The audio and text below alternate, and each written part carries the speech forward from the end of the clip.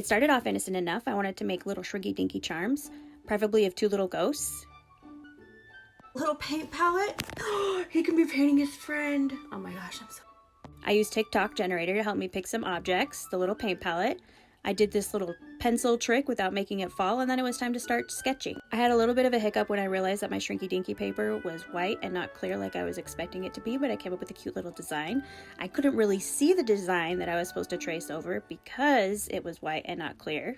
But that's okay, we persevered, we taped it up, and we decided we were just gonna squint. I'm using the Royal We, by the way. Anyway, this is where it started to go bad.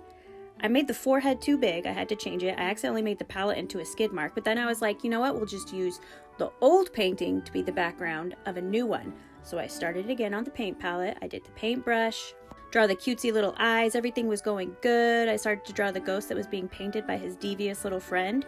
And then I had to go back and start layering things. My Poscas are drying out, and because it's kind of slicky paper, it doesn't lay down perfect the first time.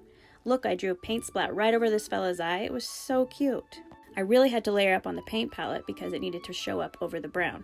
I almost used my little hot air gun thing, but good thing I didn't because that would have shrunk these things prematurely, and we hate premature shrinkage. Can't say that, but we hate it.